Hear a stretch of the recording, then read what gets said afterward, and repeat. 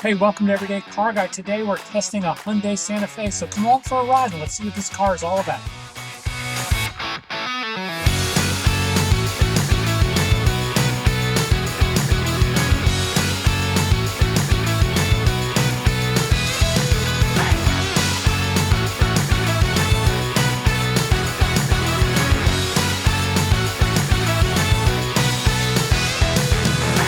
Welcome to Everyday Car Guy. Today we're testing a Hyundai Santa Fe. This is a good size SUV and it comes with an enormous amount of options. So I rented this Hyundai Santa Fe. I'm doing a trip from Nashville all the way to North Carolina, and we put on about 600-700 miles on this car. Has a full glass roof, which is great for making the car feel big inside. Has plenty of headroom inside, in front and back. Fits 5 people very comfortably. When you come up to the car to lock the car, you just hit this button. The mirrors close in and the car locks. To unlock the car, as you step up to the car, it knows that you're there. And you just come up to the car, it unlocks the car, and you can get in it. Very simple. So the Hyundai Santa Fe comes with a lot of tech options. One of the great options, it comes with lane keeping assist. That keeps the car in the lane, which I will demonstrate. The way the adaptive cruise control works on this car, it keeps the lane really well, and when it slows down in case someone pulls in front of you, it doesn't pump the brakes like our Lincoln did. It actually slows down gradually and speeds up. The car has cameras mounted all around, one on each mirror, up front and in the rear, which really helps when you're parking forward and backwards. When you're backing into the space, it not only shows you where the car is going, but it gives you a 360 diagram around the car, and you can see the lines that you're parking with. One of the nice things is when you're pulling into a front parking spot, you have a big blind spot over here. That front camera turns on and you can see what's in front of you.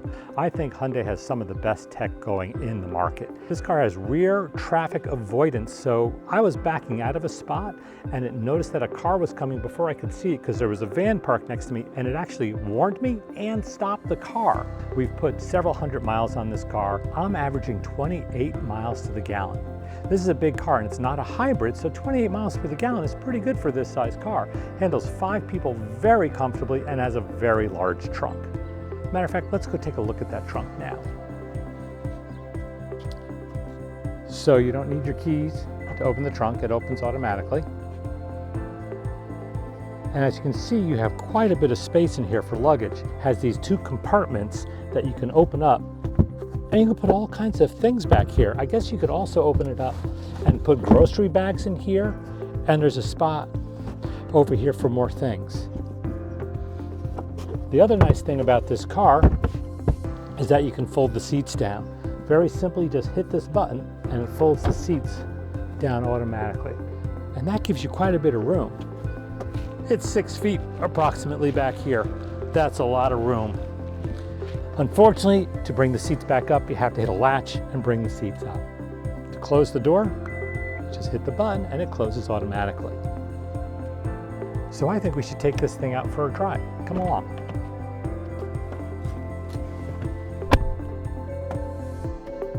Now the Hyundai Santa Fe has almost no badging on it to tell you which model it is. So I had to go online to figure out which model it was from all the options that come with this car. And I'm pretty sure this is the Limited because this has a lot of cool options. One of my favorite options is when you put your blinker on, the tachometer or the speedometer changes into the camera view so you can see what's in your blind spot. This car also does have blind spot warnings in both mirrors, so it's pretty safe. The car comes with adaptive cruise control, which has been fantastic. It's very easy to set up the lane departure control, and you can set your distance to how many car lengths behind you that the adaptive cruise control works. So it's really driving itself a lot of the ways. I really like that aspect of the car. It does have a couple learning curves though. When I first got in the car, I couldn't figure out how much gas I had, and the dashboard is all digital, and the actual fuel tank is just a little tiny bar at the bottom that you don't even notice. It does have a fuel tank sign that tells you how many miles till empty, so that was pretty easy to figure out. And it keeps track of how much gas mileage you're doing. Right now we're averaging 28.8 miles per gallon, but we're doing a lot of highway driving. So right there, I was changing lanes. There was someone in my blind spot. I knew he was there. I was waiting for him to pass. Not only did the car warn me in the mirror, but it also warned me on the dashboard. Really good. I really like that about this car. A couple things I didn't like about the car. It took a minute to figure out how to set the cruise control. You actually push the button in. You turn on the cruise control and put the button in. And also the other thing I didn't like is when you come up to a traffic light, I like setting the car up to hold the brakes. This car has that feature on it, but you actually have to turn it on every time you start the car. You have to turn on the hold button. Now maybe there's some way that you can leave the hold button on. I'll have to read the instruction manuals to find out, but that's just a minor thing. Now the console has a lot of buttons here. It has for navigation, air conditioning, fan, steering wheel heater, seat heater, and seat coolers. It's got a lot of buttons which distracts your eye from the road. But I guess once you get used to it, it's pretty easy to figure out. One of the biggest complaints I had of cars right away is the transmission control buttons. This car is more like the Lincoln that has buttons on it, but it has the park button separately than reverse, neutral, and drive. And I cannot tell you how many times I went from drive, I touched the reverse button and went to get out of the car, and my wife said, whoa, whoa, whoa. The park button is separate, and it took me probably 10, 15 times before I got used to that. So that's something I really didn't like about this car. So I believe this car is a four-wheel drive model, and it comes with 4 different modes of operation. I've been keeping it in comfort mode because that's kind of how I drive, but it also has a smart mode, which I'm assuming is better for gas mileage. It has a sport mode, which probably makes it a little bit quicker, and it has a snow mode. Therefore, I'm pretty sure this model is a four-wheel drive model. The car came with GPS, and if you don't want to touch the screen, it has quick, easy-to-use buttons on the console. You just click map or navigation, pops right up, and then you can get into putting it on the screen as opposed to finding all the different apps that come with the car and finding your navigation. The car comes with 2 seat memory buttons. I saved one for myself and one for my wife, so when we change drivers, it's really easy to set up the seats. The adaptive cruise control and the lane departure control is fantastic. I've been playing around with that, and it works really well. It holds curves. As you can see, we're going around a curve right now. My hands are not on the wheel. It will come up with a sign and a warning, please put your hands on the wheel, in a couple of seconds. But again, this is not full autopilot like a Tesla. It is turning the car around this turn. I haven't touched the wheel in quite some time. That's pretty neat. There's nobody around me, so I'm not worrying about it, so it's being very safe. That's still turning the wheel, keeping me centered in this lane. Fantastic. The car can detect when it has a curve coming up. It has something called Highway Auto Curve Slowdown, and it slows the car down in the curve.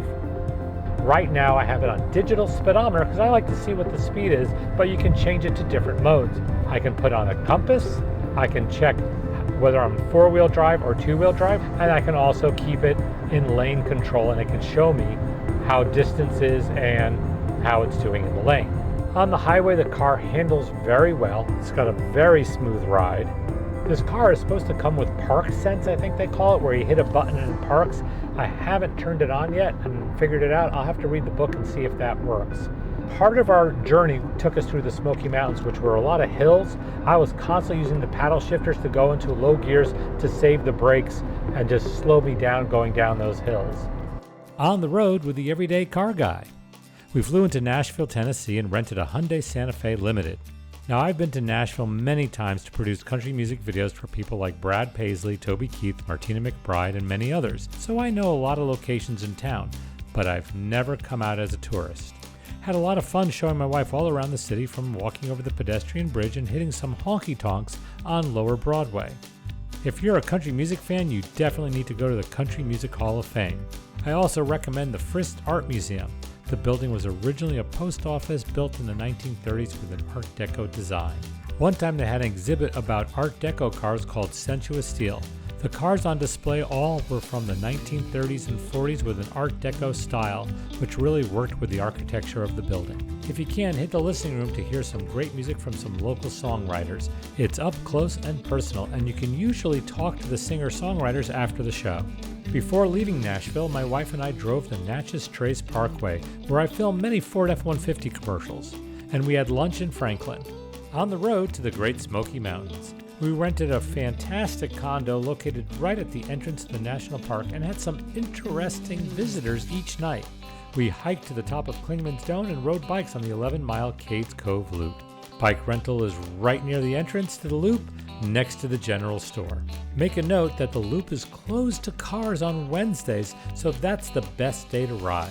We drove out of the Great Smoky Mountains and headed to Asheville, North Carolina to check out the Biltmore Estate. The buildings and gardens are absolutely stunning. I understand it's beautifully decorated for Christmas and a great time to visit.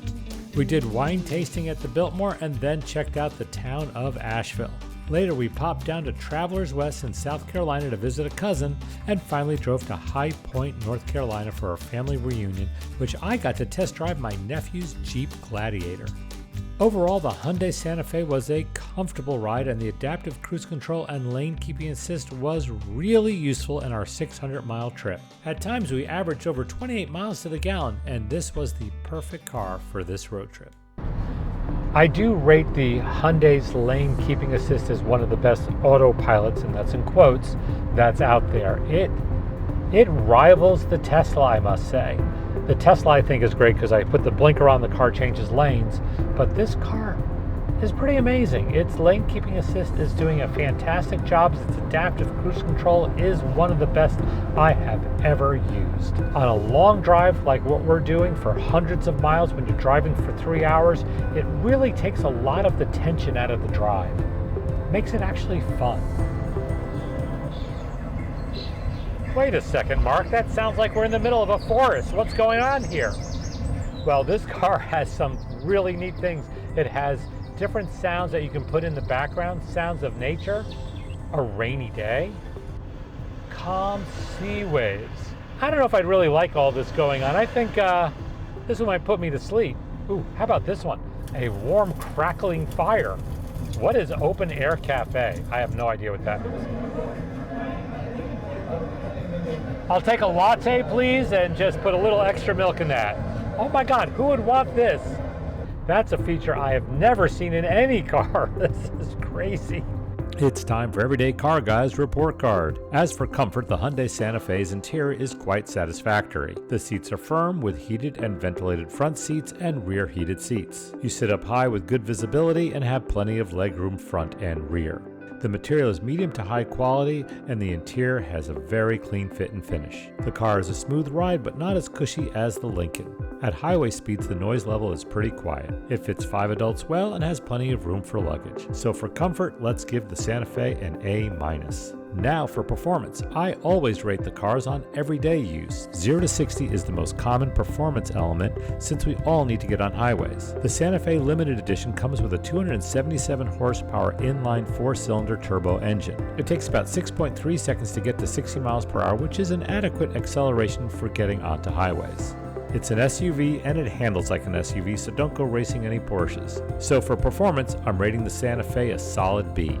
Economically, the car does quite well. It gets up to 28 miles per gallon on the highways and 21 in the city for a combined 24 miles per gallon. The hybrid gets 36 miles per gallon in the city and 31 miles per gallon on the highway, so I'm not sure it's worth the extra cost. The Santa Fe is a good-sized car, so let's give it a B for economy.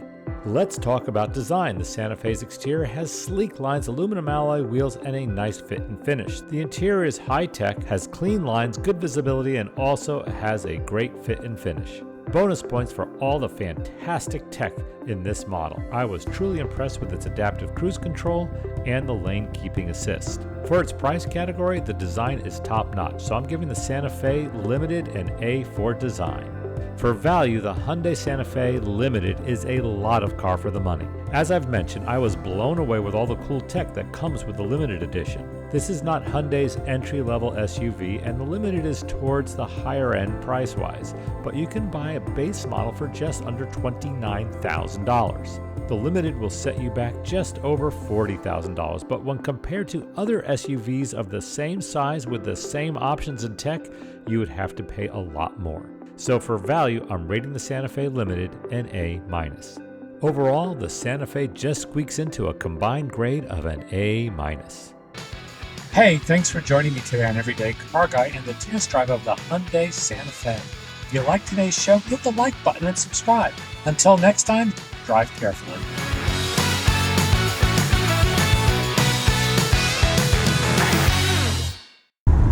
Hey, thanks for joining me today on Everyday Car Guy. I'm here too.